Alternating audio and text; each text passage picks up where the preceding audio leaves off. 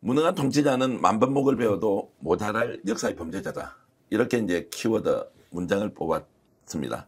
윤석열 몰락의 기록을 대기자로서 그리고 정통보수 논객으로서 책을 써주신 우리 조갑제닷컴의 조갑제 대표님과 인터뷰해 보겠습니다. 지난 인터뷰에서 내란정당 국힘을 정당해상 청구까지 해야 되느냐 하지 않아야 되느냐 요 이야기를 했는데 반응이 굉장히 뜨거웠습니다. 오늘은 이 책 내용으로 다시 좀 돌아가서 더 심도 있게 이야기를 좀 해보겠습니다. 조갑재 대표님 모셨습니다. 어서 오십시오. 네, 감사합니다. 자, 지난번에 이제 지금 왜 윤석열은 국힘을 장악만 하려고 했느냐, 국힘과 함께 정치를 못했느냐, 이 얘기를 했습니다. 그러면서 지금도 국힘이 정치를 못 차리고 있는데 내란정당으로서 해산 청구까지 해야 되느냐, 말아야 되느냐, 요 이야기도 굉장히 이제 흥미롭게 했는데요. 윤석열이 이제 지난 3년 동안 국정 운영을 하면서 보였던 것 중에서 이제 꼭 가야 되는 또 이야기 하나가, 왜 의대 정원을 2,000명으로 늘렸느냐. 이거는 지금 국민들이 약간 건강한 분들은 좀 시선에서 좀 벗어나 있지만 초과 사망자가 10,000명이 넘었다라는 이야기도 있고, 이걸 가지고 또 이병철 변호사 같은 분은 소송까지 아예 해야 된다라고 했는데, 도무지 설명할 수 없는 그 2,000이라는 숫자, 사회적 합의도 생략하고, 맞습니다. 그래서 이제 정책을 중심으로 윤석열은 왜 이런 허황한, 황당무계한, 그리고 도무지 이해할 수 없는 거를 밀어붙였느냐라는 부분을 좀 얘기하고 싶은데, 의대 정원부터 일단 얘기를 좀 해보겠습니다. 그것도 키포인트가 2,000명이에요. 네. 왜 339명은 안 됩니까? 왜 500명은 안 됩니까? 왜 하필 2,000명입니까? 네. 500명 이하로 했으면은 의료계에서 받아들였을 거예요. 왜 2,000명입니까? 안철수 의원에게 들었는데 이분이 그 선거운동 기간에도 이 대통령실 이 관계자와 만나가지고 이야기를 했더니 2,000명은 절대 손을 대면 안 된다고 하더랍니다. 2,000명. 그러니까 그 2,000명이라는 숫자는 윤석열이 정했다는 거 아니겠어요? 그럼 윤석열 뒤에 있는지 곁에 있는지 모르겠지만 김건희 씨의 나는 영향이 있었다고 봐요. 아마 이건 의논을 했든지 하여튼 그래서 2,000명 때문에 지금 초과 사망자 10,000명이 된다면은 10,000명이 억울하게 죽은 겁니다. 네. 2,000명이라는 숫자 때문에 죽은 거예요. 네. 그리고 그 과학적 근거가 없어요. 윤석열 대통령이 항상 했던 이야기가 OECD 통계였잖아요. OECD 통계를 보면 한국은 의사가 부족하다. 요거 하나만 딱 이야기해가지고 그 여러 가지 복잡한 통계 중에서 한국은 어떤 면에서는 의사가 남아돈다고도 볼 수 있어요. 그리고 한국의 의사들은 부지런해가지고 환자들을 얼마나 많이 봅니까? 네. 그런 거 다 빼버리고. 그래서 2,000명을 내질렀는데 이격에 대한 이것도 또 한국 보수 언론의 패착이었어요. 2,000명 정원에 대해서 한국의 보수 언론이 박수를 쳤습니다. 그 결과로 작년 3월 초순 투표를 한 달 앞둔 시점에서는 여론조사가 국민의힘이 과반수 제1당이 된다는 여론조사가 나왔습니다. 지지율이 막 올라갔어요. 그러다가 한 일주일 가니까 확 뒤집어지더라고. 저는 내가 기록을 남겼어요. 3월 7일. 그래서 10일 사이에 조갑제 TV를 통해서 의료 대란 때문에 이번에 국민의힘이 크게 진다. 의사들이 돌았었다. 의사들이라 하면 그 가족, 의대생, 또 간호사 등등 이런 의료 종사자들이 제가 계산해 보니까 표가 한 100만 표 되겠더라고요. 네. 이게 돌아서는데 이게 특히 수도권에서 몇백 표 차이로 정해지는 수도권에서 아마 크게 질 것이다. 그대로 되어버렸어요. 네. 근데 더 큰 문제는 그렇게 크게 지고 나서도 그냥 밀고 나간 거 아닙니까? 네. 그냥 고쳐야 될 것 아닙니까? 그러니까 저는 김건희 씨 문제보다 해병대원 문제보다도 표에 영향을 준 것은 의료대란입니다. 네. 의료대란. 그래서 제가 12.3 비상계엄 한 일주일 전쯤, 저는 이제 여론조사를 굉장히 신뢰하는 편입니다. 네. 그리고 특히 갤럽 여론조사를 보니까 아주 으스스한 결과가 막 나오더라고. 그때 지지율이 20%대 밑으로 떨어졌어요. 떨어졌는데 가장 큰 원인이 의료 불안이더라고. 의료 불안. 그 다음에 12.3 비상계엄령이 이제 나왔는데, 이거 아십니까? 작년 4월 윤석열 대통령이 사전투표를 했습니다. 사전투표를 어디서 가서 했는지 아세요? 정확하게 기억나지 않습니까? 부산에 가서 했습니다. 아. 근데 투표소가 하필 지번이 2,000번이더라고. 그래요? 네. 부산 어디 부산지인가 어디 가서 투표를 했습니다. 부산이 그 아마 명지동이지. 예, 한 데가 있어요. 화명명지지구 뭐 거길 왜 찾아갔는지 모르겠고.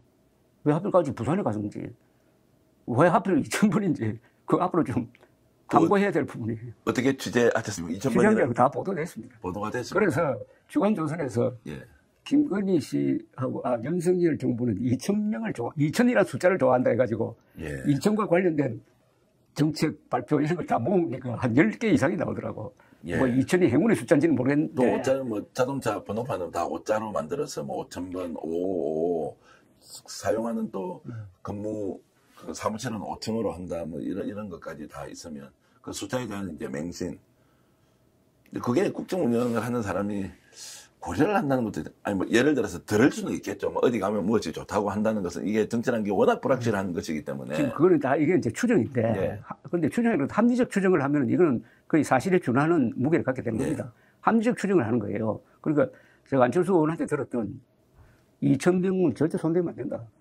그리고 아마 진중권 교수가 김건희 씨하고 통화를 하면서 이 언어 대란 문제를 이야기했다는 그 증언이 있었어요. 네. 그때도 보니까 상당히 2,000이라는 숫자에 대해서 확신을 갖고 있더라는 거 아닙니까? 네. 그럼 그게 결국은 초과 사망자 10,000명을 만들었다. 제가 그 시점에서 제가 뭐라고 주장했냐면 이거 하나만으로도 탄핵갑니다. 예. 윤석열 대통령은. 그 다음에 한국인의 인명을 손실한 면에서는 김일성 다음이다라는 이런 네. 이야기까지 할 정도였는데 근데 이게 문제는 이제 뭐 의과대학생들 다시 공부하고 전공의들 돌아왔지만은 이 상처는요 회복 불가능입니다. 네.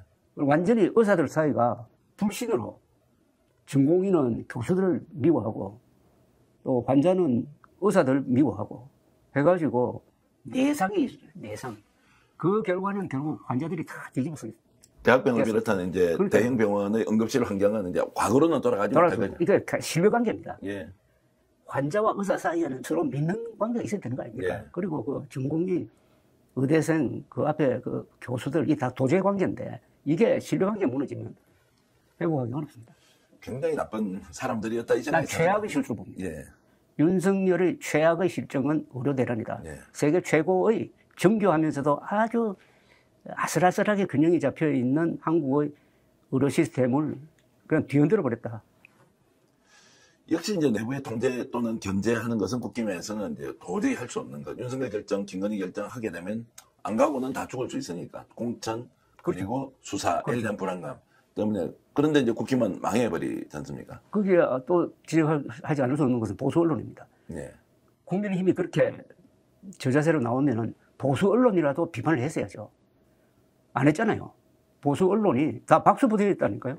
그러니까 의료대란 보도입니다. 의료대란 보도를 보면은 동아일보가 거의 유일합니다. 동아일보만이 정상적인 저널리즘의 보도를 했고 나머지 보수 언론은 이것도 박수 부대였어요. 네. 의료대란 잘한다고 얼마나 밀어주고 의사들을 얼마나 욕했습니까? 그 와중에도 특정 언론사 사주는 대통령을 직접 2번이나 찾아가서 어떤 얘기를 했는지 모르겠는데 그 언론사가 수십억 원의 광고비를 받아서 이게 또 그 보도가 되고 이런 게 있었는데 거래는 거래대로 하고 제가 이제 좀 말씀드리고 싶은 것은 그러던 와중에 자 국민의 지지 기반 무너졌습니다. 국힘도 아무런 견제를 할 수 없는 상황까지 되면 이제 말씀하신 대로 몰락을 자초하고 있었는데 그런데 그 지난 과정 동안에 끊임없이 국정농단이 일어났습니다. 이권사회에 개입합니다.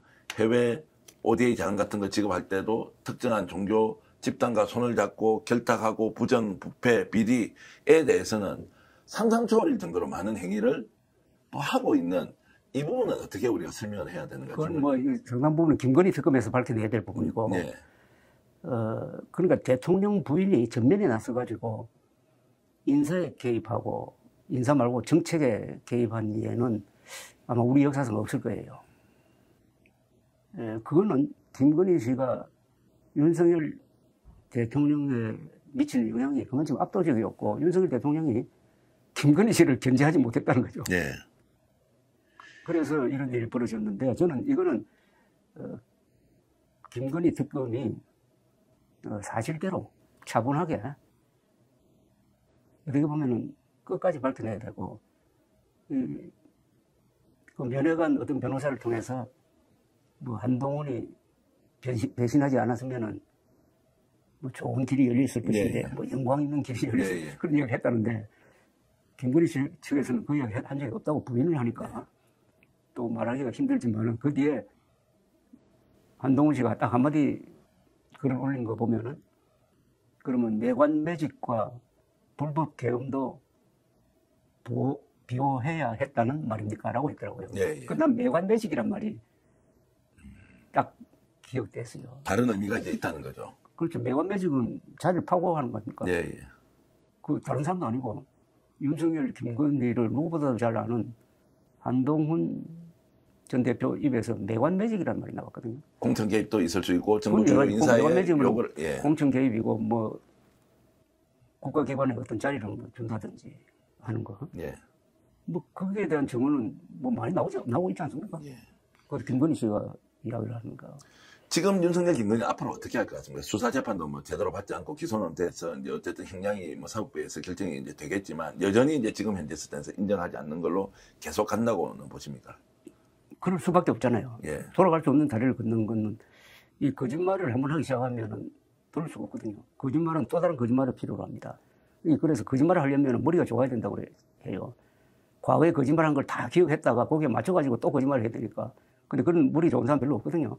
그럼 계속 들통이 나오고 하는데 이걸 인정하는 순간 김건희 씨도 그렇고 특히 윤석열 대통령은 자신의 모든 인격이 다 무너지고 지지자를 배신하게 되는 것 아닙니까? 예. 그러니까 지금식으로 가는 수밖에 없죠. 자, 그러면 이제 결국 보수정당 국힘이 이제 어떻게 가냐? 대한민국 보수정치 세력은 어떻게 그렇게 갈 되면 것이냐? 됩니다. 뭐 당일론적으로 나체련도 해야 되고, 뭐 그렇게 새로운 길을 찾아야 된다고는 우리가 교과서적으로 얘기할 수 있지만, 실질적으로 지금 현재 국힘의 사정을 보면 어떻게 갈 것 같습니까? 최고위원으로, 이번에 최고위원으로 뽑힌 김모라는 분이 예. 아마 최고위원 회의에서 했다는 이야기 있잖아요. 김건희, 윤석열 석방해야 된다고 했잖아요. 예. 그럼 그걸 어떻게 처리하느냐? 옛날 같으면은 제명해야 됩니다. 윤리위 제소해서 바로 이제 제명해야 되죠. 예. 왜냐면 왜 제명해야 되느냐? 장동혁 대표 이야기대로 당론을 위반한 겁니다. 당론도 계엄은 반대입니다. 국민의힘 당론도 계엄은 반대예요. 근데 그 계엄을 찬성하고 대통령의 고유 권한이었다고 이야기하는 거예요. 그런 막말을 해도 그냥 넘어간다면 국민의힘은 다른 어떤 사람을 응징할 수 있겠습니까? 아니, 이래놓고 조경태 출당시킬 수가 있겠습니까? 그거 하나 보면 알아요. 제명하지 못하면은 플러스 정당 예산 사용 플러스 하나가 또 추가되는 거지. 예.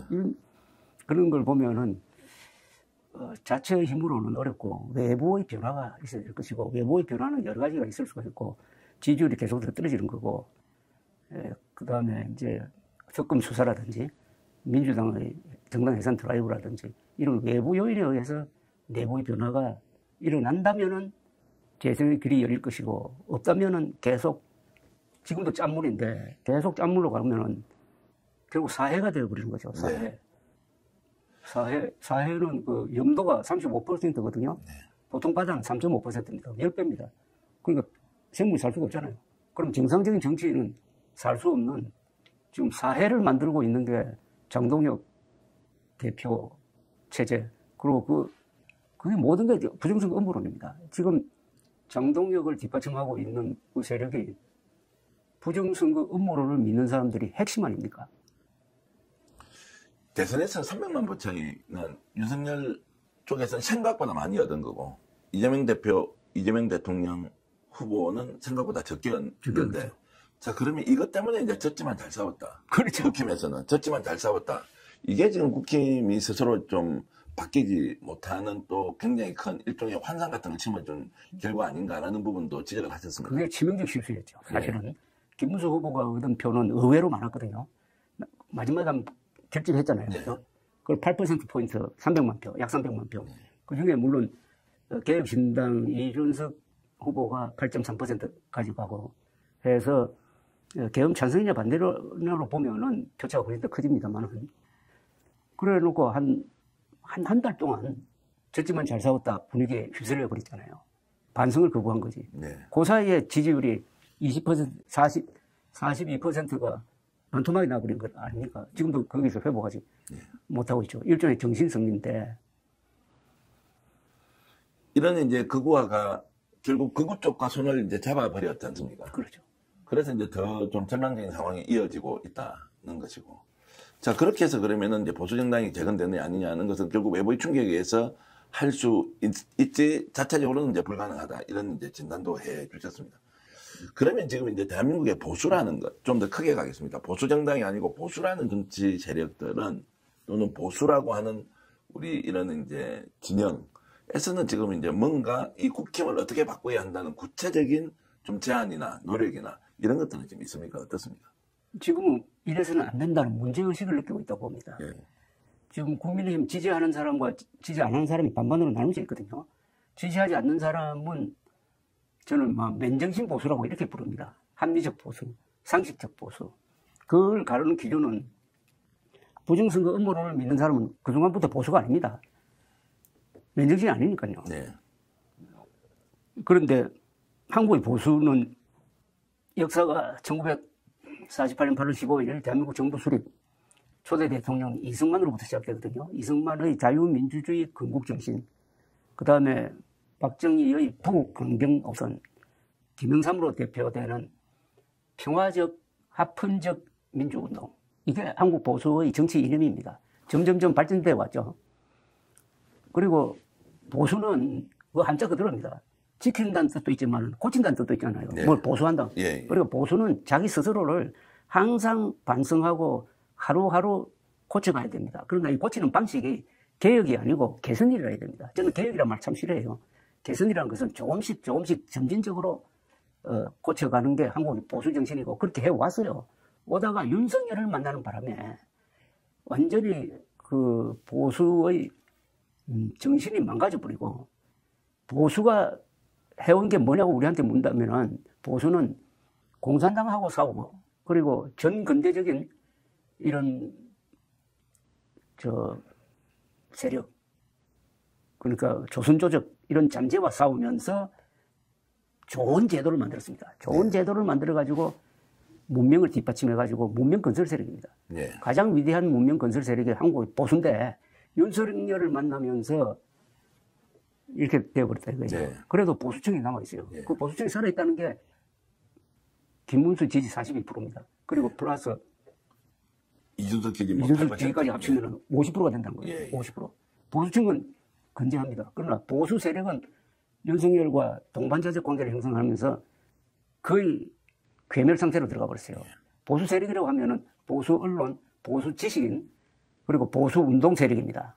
예. 여기는 상당한 기독교 세력도 포함된다고 하죠. 네. 그 다음에 보수 세력이 그렇게 무너지고 동시에 보수당은 더 크게 무너지고 그래서 이제 보수층이 들고 일어나야 돼요. 대체로 보수 세력은 한 몇 퍼센트 정도 이렇게 느낌으로 보면 거죠. 아까 50% 정도의 보수층이 있다고 보면. 보수 세력은 이거 숫자로 계산하기가 힘들고 그건 일종의 활동가들, 예. 지도층 인사니까 보수 세력이 약해요. 예. 과거부터도 약해서 이 보수 세력이 되어야 할 사람이 누군지 아십니까? 우리나라에서 말씀 좀 해주십시오. 기업인과 군인입니다. 예.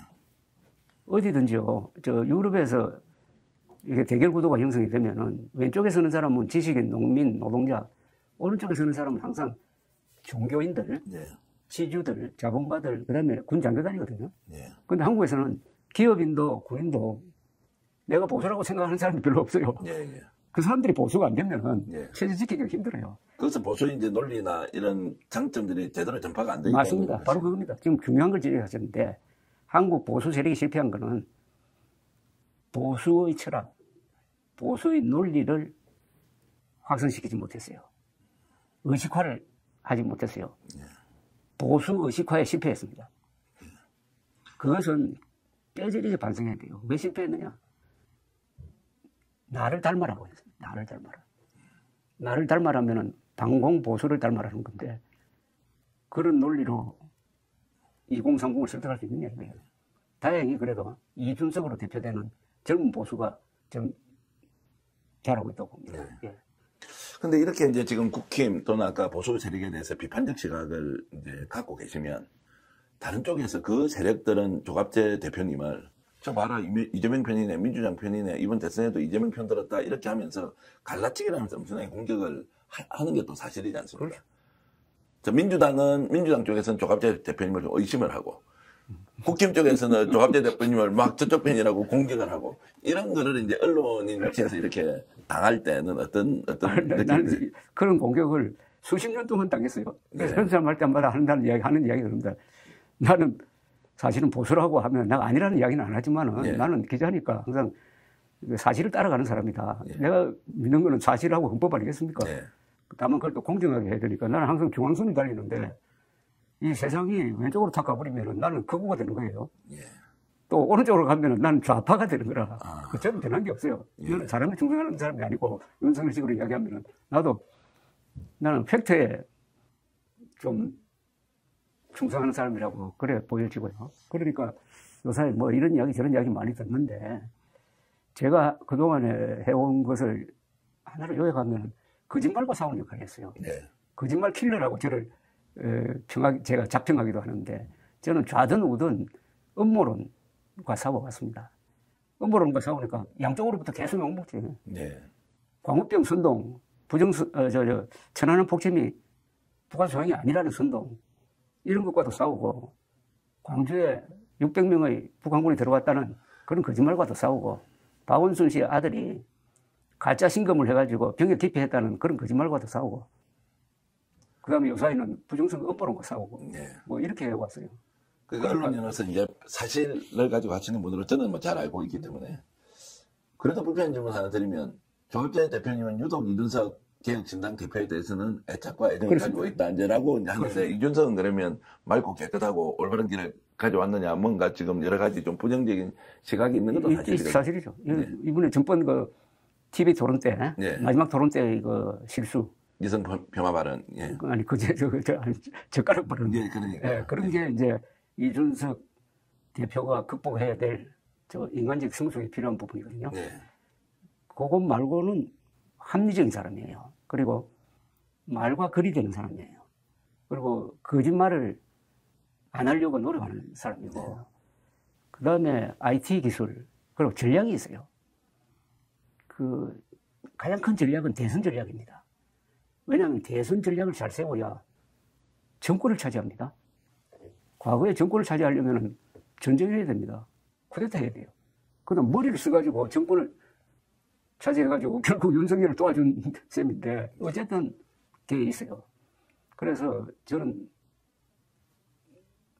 어떻게 보면은 이준석이라는 새로운 유형의 정치인이 더 많아져야 되고 네. 그게 개혁신당이 그런 보수의 구명적 역할을 할 거라고 지금도 믿고 있고요. 네. 그게 실증된 게 이번에 8.3% 득표입니다. 네. 네. 그건 보통 표가 아니에요. 네. 그런 부분은 또 저희들도, 저는 뭐 그런 부분에 의견 좀 드리고요. 시청자 여러분들도 또 이런저런 이제 관점에 따라서 볼 수 있다는 것 이해하시면 좋겠고요. 이재명 대통령과 나눈 대화도 이제 저 윤석열 몰락의 기록에 사실 이제 새로운 정부, 이재명 정권이 이제 탄생을 하지 않습니까? 거기에 대해서 이제 두 번 만나서 식사하셨던 것, 대통령이 되기 전에 당선되고 만나고 또 몇 달 지나고 만나고 이렇게. 4월 말에 만나고 7월 초에 만나고. 예, 예. 저 사실 이제 대선 전에 한번 만나셨고, 후보 시절 대통령 당선하고도 또 이제 한 만나고. 5시간. 전직 대통령 또는 해외에 있는 이제 정치 지도자하고 이렇게 비교를 하면서 내용을 좀 설명을 해 주셨더라고요. 성공할 수밖에 없는 대통령으로 가는 것이냐, 아니면 여전히 이제 불안 요소가 많다, 이런 부분에 대해서 좀 우선 총평을 좀 하시면 어떻습니까? 3개월 지났습니다. 제가 만나고 나서 바로 쓴 게 참 밝은 사람이다. 그리고 항상 웃는다.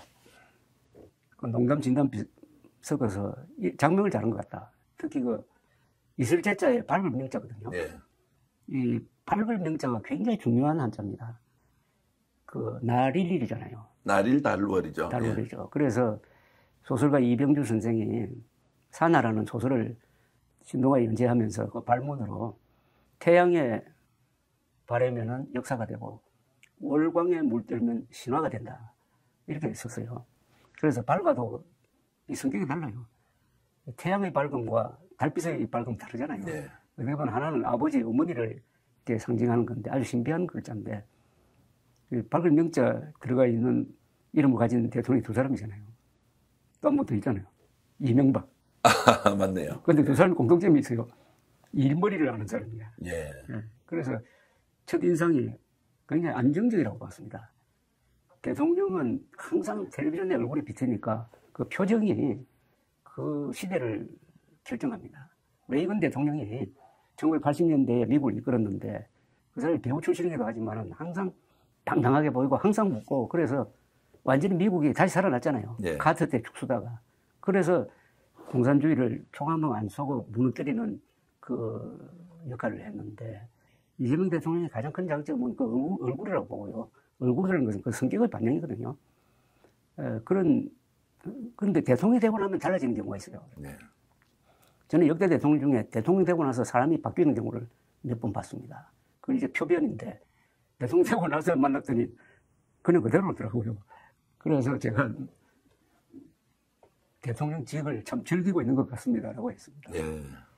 그 대통령은 여유가 있어야 돼요. 자신감도 있어야 되고. 그래서 우선 잘한 게 5개가 있어요. 이재명 대통령은. 자, 그렇게 가기 전에 좀 전에 이제 표변이라는 단어를 네. 쓰셨는데 전직 대통령 중에서 대통령 되기 전과 된 후에 바뀐 사람은 누가 있습니까? 또 어떻게 우선 바뀌었습니까? 첫째, 김영삼 대통령이 크게 바뀌었어요. 예, 예. 김영삼 대통령이 이 위대한 민주화 투사 아닙니까? 예. 그 시절의 김영삼 대통령은 기자들이 가장 좋아하는 사람이었습니다. 예. 우선 성격이 낙천적이고 밝고 또 인물도 좋고 그리고 기자들하고 만나면 경청을 해요. 기자들 이야기를. 자기 의견은 별로 안 내요. 그리고 결정을 빨리 하는 사람입니다. 저 사람은 시간의 사나이예요. 모든 결정은 빨리 하는 사람이 나중에 실수를 하더라도 고칠 수 있는데 심사숙고하다가 찬스 다 놓친다. 이런 생각을 하고 있는 사람이에요. 그러니까 기자들이 김영삼 대통령으로 만든 가장 큰 힘은 기자들이라고 저는 생각합니다. 자꾸 도와주고 싶은 마음이 생겨요. 그러다 보니 자연히 김영삼 편을 들게 되지. 네. 김영삼과 예컨대 노태우, 특히 그때 박철원 이런 사람들하고 맞을 때는 기자들이 다 김영삼 편을 들었다고. 예. 그런데 다 대통령이 딱 되고 나니까 너무 사나워져요. 그리고 일종의 좌경적 그런 역사관을 갖게 되더라고. 대통령 취임사가 이랬어요. 어떤 동맹보다도 어떤 이념보다도 민족이 중요합니다. 이렇게 이야기하더라고. 이건 완전히 북한의 대남 적화 논리거든요. 그러면서 한국 현대사를 부정해요. 그래서 대통령 집무실도 그걸 부숴버렸지 않습니까? 그리고 중앙청도 이전하면 좋을 텐데 그것도 부숴버렸잖아요. 네. 그때는 중앙청이 국립박물관으로 쓰였습니다. 그때부터 한국 현대사를 부정한 거예요. 그 다음에 두 번째는 박근혜 전 대통령이 많이 달라졌습니다. 박근혜 전 대통령이 선거운동할 때는 참 밝고 사람들하고 자주 접촉하고 이런 사람이었어요.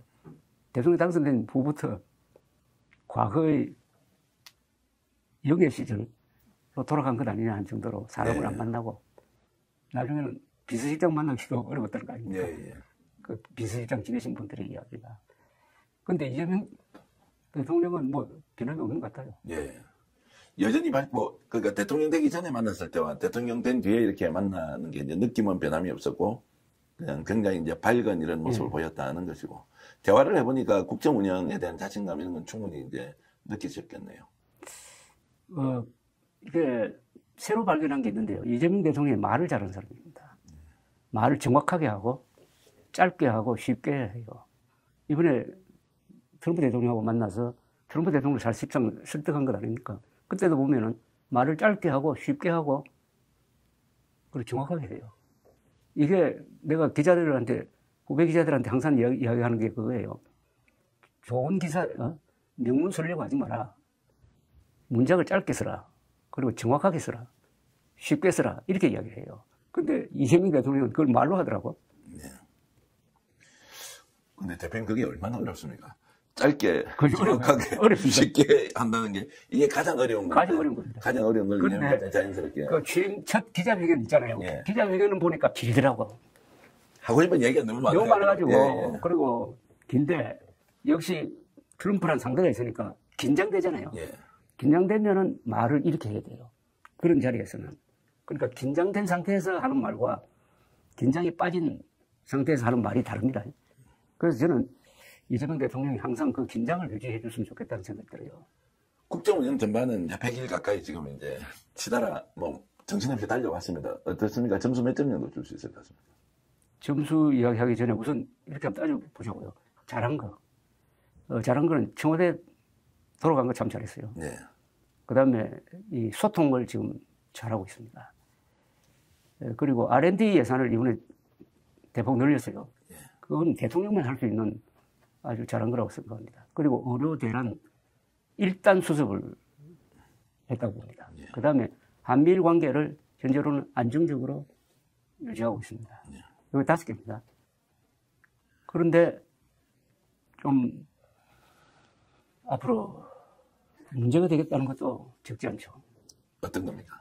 이번에 뭐 저는 반기업적 정서의 조치라고 보는데 노란봉투법, 상법 개정 그것보다 더 큰 거는 지금 이른바 검찰개혁 아닙니까? 예. 검찰개혁 법안을 두고 너무 첨예하게 대통령 생각과 민주당 생각이 다르다고 첨예하게 그것도 공개적으로 이게 어떤 방향으로 합의가 될지 합의가 되고 그 법안이 통과된 다음에 과연 이게 성공할 건지 만약 실패하면은 이거는 제2의 의료 대란과 같은 네. 늪에 빠질지도 모르겠다는 생각이 하나 들어요. 그 다음에 8.15를 이번 8.15가 광복 80주년이었는데 광복 80주년일 뿐만 아니라 대한민국 정부 수립 77주년이었습니다. 네. 정부 수립이란 게 국민국가가 출발하는 건데 그걸 광복에만 맞춰가지고 하다가 보니까 이 한국 현대사를 정확하게 알리지 않고 반쪽 기념식이 되어버린 면이 있고 그 다음에 여기에다가 조국, 윤미향, 사면 이게 겹쳐가지고 오히려 국민 통합이 아니고 과거의 좌우 대결 구도로 돌아가는 것 아닌가 하는 네. 그런 생각을 하게 됐거든요. 그 정도입니다. 종합 평점을 매기면 어떻습니까? 저는 한 70점. 70점이면 그러면 지금 저 여론조사보다 10점 더 준 거예요. 10점 더 주시는 그래. 그럼 70% 정도는 지지를 받고 있는 정도의 성과다 이렇게 이제 지금 표현을 60% 지지는 그건 예. 객관적인 여론조사의 수치고 예. 저는 기대를 보태가지고 한 10점 더 10% 포인트 정도는 70점이라고 주관적으로 좀 이렇게 이제 주시는 70점이라고 보는데 예. 이제 이른바 검찰 개혁을 넘기면은 그게 예. 얼마나 바뀔지 약간 불안해요. 논쟁적인 이제 주제는 다음에 한 번 더 이제 하기로 하고 그래서 이번에 이제 이 책을 쓰시면서 개인적으로는 이제 작가로서 또는 이제 유튜브 채널 대표로서 또는 이제 50년 기자로서 윤석열 몰락의 기록을 통해서 우리 국민들에게 조갑재 대표님께서 꼭 알려드리고 싶은 이런 메시지 같은 건 어떤 것이 있습니까? 지금까지 말씀드리는 것도 사실 이재명 대통령한테 한 이야기예요. 후보 시절에도 했고 대통령 되고 나서도 했습니다. 저는 지금부터 제가 말씀드리려는 게 제일 중요한 거라고 생각합니다. 이거는 북한 문제보다도 더 중요해요. 그건 뭐냐? 한국어를 정상화시켜야 됩니다. 한국어가 지금 반신불수가 되어버렸습니다. 그런데 이 언어가 얼마나 중요하느냐 하는 것은 하이데크라는 걸 독일 철학자가 존재의 집이라고 그랬어요. 언어는 존재의 집이다. 인간이라는 존재는 말이라는 집 속에서만 살 수 있다. 는 말은 이 말이 질서가 없어져 버리면은 사람들 정신도 그렇게 된다는 거죠. 네. 그런 점에서 우리가 지금 쓰고 있는 한국어가 정상적인 한국어냐 하는 것을 물어봐야 되는데 이게 이상하게 되어버렸습니다. 왜냐? 한자를 안 배우니까. 한자를 모르는 사람들이 절대 다수가 되어버리니까 한국어가 70%는 한자로 표기해야 정확하게 의미가 전달되는데 이게 소리 또는 암호가 되어버렸습니다. 한 예를 들면 가수분해라고 했을 때 이걸 한자로 쓰면은 어떤 물질에 물을 부었을 때 일어나는 반응 이런 걸 설명하는 거거든요. 한자로 쓰면은 뭐 설명 필요 없습니다. 그냥 느끼는 건데 한자를 모르는 사람한테 가수분해를 설명하려면은 이렇게 길어진다고. 네. 다음에 만났을 때 또 설명을 해야 돼. 뭐 이게 제일 제포적인 건데 그래서 70%의 언어는 언어가 아니고 소리 아니면 암호입니다. 이런 언어 생활을 지금 30년 동안 하다가 보니까 국민 교양이 무너지고 있습니다. 정상적인 한국어, 정확한 한국어를 써야 되는데 그게 막말로 가고 부정확한 말로 가고 그러니까 부정성 음모론 같은 게 먹히고 이렇게 돼버렸어요. 그래서 이 교양의 붕괴가 지금 전면적으로 일어나고 있습니다. 그리고 한자를 쓰지 않으면 어휘력이 부족해집니다. 어휘력이 부족하면은 사고력도 부족해집니다. 사람은 자기가 알고 있는 단어 정도의 생각만 하게 돼요. 그래서 치매라는 게 어휘력이 망가지는 과정을 우리가 치매화라고 그래요. 집단 치매화가 일어나고 있습니다. 그래서 교양 없는 나라가 되고 있습니다. 그걸 잘 보여준 게 지난 대통령 선거 TV 토론이었어요. 그 TV 토론에서 오간 말이 수준이 낮아요. 그래서 저는 한자 교육을 다시 살려가지고 한자, 한글을 같이 써야 됩니다. 그러면 어떤 축복이 오느냐. 한글은 세계에서 가장 잘 만든 표음 문자입니다. 그리고 한자는 수천여 년에 걸쳐서 차곡차곡 만들어 온 세계 최고의 표의 문자입니다. 표의 문자와 표음 문자를 같이 쓰게 되면은 표현력이 풍부해져요. 네. 노벨 문학상도 나옵니다, 여기서. 그리고 표현이 풍부해진다는 것은 사고력이 풍부해지고 여기서 창조가 이루어지는 겁니다. 사람이 점잖게 되고 인생을 즐기게 되고 세계 최고의 조건을 가지고 있는 한국이 한자를 버림으로써 한글까지 죽습니다. 한자를 죽이면 한글까지 죽어요. 언어가 망가지는 뜻이죠. 그래서 이걸 살리려면은 학교에서 한자, 한글 정기 교육을 다시 시작하고 신문도 10년 전까지 했듯이 한자 변기를 고유명사, 예. 우선 고유명사부터 한자를 쓰기 시작하고 예. 그 다음에 공문서에도 한자를 쓰기 시작하고 입시에도 한자 축제를 하고 그 다음에 텔레비전 자막에도 한자를 넣고 해가지고 이걸 다시 일으켜야 돼요. 못하는 이유는 뭡니까? 뭐 그걸 이제 하려고 하면 당장 뭐 한글 단체가 반발한다 또는 뭐 이걸 그러니까 지금 아니 그게 반발하든 말든 국어기본법이 잘못 만들어졌어요. 국어기본법이 한자를 외국어라고 지금 취급하고 있어요. 예. 한자가 외국어라면은 그러면은 19세기 이전에 우리나라 조상들은 외국 사람입니까? 그 사람들은 한자만 썼잖아요. 그럼 국어기본법이 잘못 쓰여져가지고 한자를 사실상 금지시켜버렸습니다. 국어기본법 바꿔야 되고 그 다음에 구체적 실천 방안은 제가 설명드렸습니다. 간판도 지금 한자를 써야 되고 예. 이거 안 하면은 지금 어차피 세계 문명은 저는 동아시아로 중심이 온다고 봅니다. 동아시아의 공통어가 한자 아닙니까? 여기서 한글 전용으로 가가지고 외딴섬이 돼버리면은 어떻게 됩니까? 그리고 한자로 적은 어마어마한 정보가 있잖아요. 예. 그게 동아시아의 힘이잖아요. 중국이 지금 미국과 맞짱 뜨려고 하는 그 힘이 어디서 나왔겠습니까? 저는 한자에서 나왔다고 봐요. 그 말씀을 대통령께 직접 이제 드렸는데 했어요. 뭐라고 대답하시는 아주 그건 찬성하더라고요. 찬성을 하시죠. 문제의식에 동감하더라고요. 문제식에 동감한다. 예. 근데 정책으로 반영되고 있는 느낌은 좀 옵니까? 뭐 그거는 안 보이는데요. 예. 그런데 대통령한테만 대통령이 큰 정책을 국어기본법이라든지 학교에서 한자 교육 그건 대통령이 할 수 있어요. 예. 그냥 실질적으로 이렇게 우리가 한자를 쓰고 하는 것은 우리가 해야 될 것 아닙니까? 예, 특히 언론에 종사하는 사람이 해야 될 것 예. 아닙니까? 한국의 저도 그 안에 포함되지만 언론 출판인이 큰 민족사적 범죄를 저지른 거예요. 한자를 배제함으로써. 이게 한자를 왜 배제하냐면은 뭐 평등 사상 뭐 이런 이야기 하는데 제일 큰 매력이 하나 있어요. 한글 전용으로 가면 편합니다 우선. 예, 예. 그리고 한자 모르는 사람도 부끄러움이 없어져요. 예. 편한 쪽으로 가는 건 말 방법이 없어요.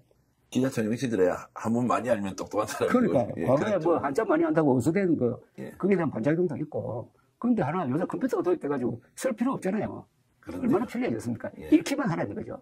읽는 거는요. 천자문 6개월만 하면은 예. 평생 읽을 수 있습니다. 예. 그래서 한자는 세계에서 가장 배우기 쉬운 문자입니다. 천자문만 알면은, 거기에 이 천자만 알면은 그 말을 서로 이어주면은 다 알게 된다고.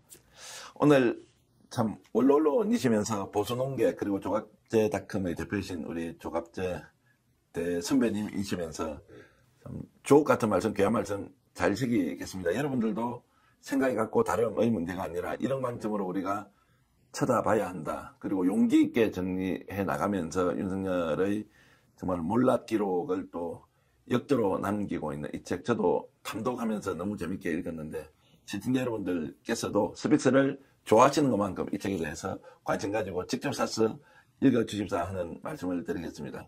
두 번에 걸쳐서 인터뷰를 했는데 역시 뵐 때마다 너무 많이 배워서 일단 스스로 반성하겠습니다. 스스로 이야기를 되돌아보겠습니다. 못한 게 하나 있어요. 예, 말씀하십시오. 마지막으로 제가 하고 싶은 예. 게 이것도 이재명 대통령 후보 대통령 시절에 또 되풀이해서 한 이야기인데 전 국민 회고록 쓰기 운동을 하자고 그랬어요. 예, 예. 이제 한국 사람들이 위대한 역사를 만들었으니까 위대한 기록을 남겨야 됩니다. 예. 회고록을 써야 됩니다. 이 회고록도 보통 사람들이 써야 돼요. 예. 그리고 회고록을 쓰지 않으면 이 세상을 살고 간 흔적이 남지 않습니다. 예. 회고록을 쓰고 돌아가셔야 돼요. 이 회고록은 모이면은 엄청난 자료가 됩니다. 예. 만 100만 명이 회고록을 쓴다면요. 지난 70년의 역사를 담아서 회고록을 쓴다면은 그거는 세계 최고의 기록이 됩니다. 거기에는 어마어마한 지혜와 경험과 논리가 이렇게 만들어지는 거죠. 이걸 쓸 수 있는 나라는 세계에서 한국밖에 없습니다. 네. 한국은 신석기 시대에서 정보화 시대를 70년 동안 다 경험했잖아요. 그리고 대부분의 경우는 해피엔딩이잖아요.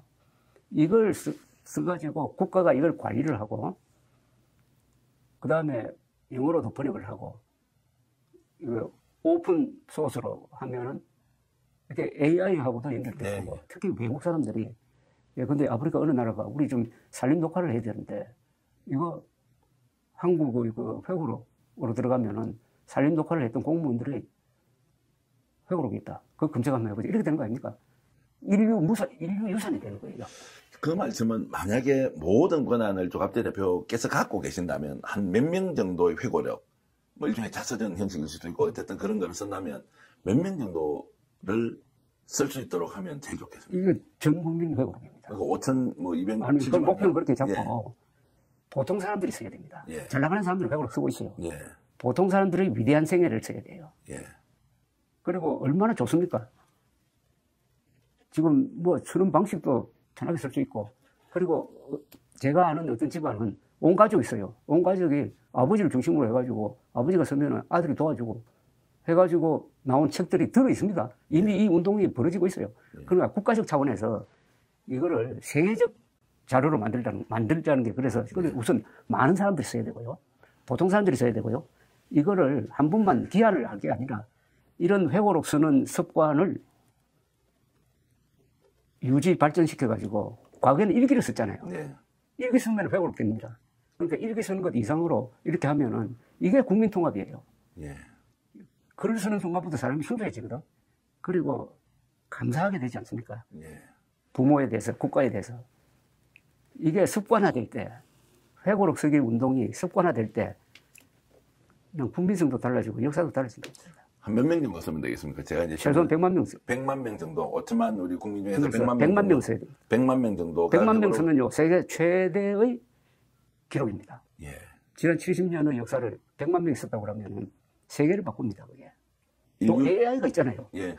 AI 소스와 연결시켜버리면 인류의 지혜가 다 모여있는 자산이. 인류의 가장 위대한 기록이죠. 예. 100만 명. The greatest story ever told. 그런 생각을 어떻게 이렇게 창의적으로 이렇게 아니, 하시죠? 장기적으로 저절로 이렇게 올라온. 저도 1945년생이니까 예. 해방동이니까 무슨 제가 해야 될 일이기도 하고. 이 방송 보시는 분들 중에서 예. 이제 그 장년층, 노년층 분들도 많이 계시거든요. 그렇죠. 근데 건강 관리는 어떻게 하십니까? 지금 45년 같은 만 저는 건강관리라는 개념 안 합니다.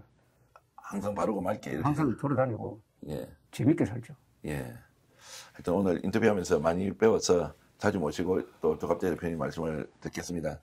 윤석열 몰락의 기록을 통해서 오늘 저도 회고록을 써야 되는지 말아야 되는지 진심으로 고민을 해보고 이걸 혹시 운동으로 바꿔가서 하시는 분이 있으면 연락을 좀 주시면 저희들이 도울 수 있는 거는 인터뷰를 통해서는 회고록 운동을 하시는 분이 있다면 꼭 소개도 좀 해주시고 저에게 직접 전화 주시면 되는데요. 그럼 회고를 쓰신 분이 회고를 가지고 와가지고 여기서 인터뷰를 하면 그리고 운동을 좀 하자라고 하는 것은 뭐 10명이 보든 100명이 보든 그런 내용들을 기록으로 또 남기는 것도 굉장히 중요하니까 제가 업무용 전화기를 쓰고 있는데 010-8596-0073이라는 번호가 있는데요. 얼마나 감당할 수 있을지 모르지만 그런 운동을 주도적으로 하시는 분이 있으면 저희들은 방송을 통해서 이걸 국민들에게 널리 알려드리는 일은 할 수 있다라는 말씀드리면서 010-8596-0073 제 업무용 전화번호를 공개를 해드립니다. 오늘 조갑재 대표님과 이렇게 귀한 말씀 나눠서 영광이었고요. 시청자 여러분들은 저 좋은 책 저와 함께 같이 읽으면서 정말 다시 한 번 더 우리 인생 또 우리 사회 나 자신을 되돌아보는 기회를 삼았으면 좋겠습니다.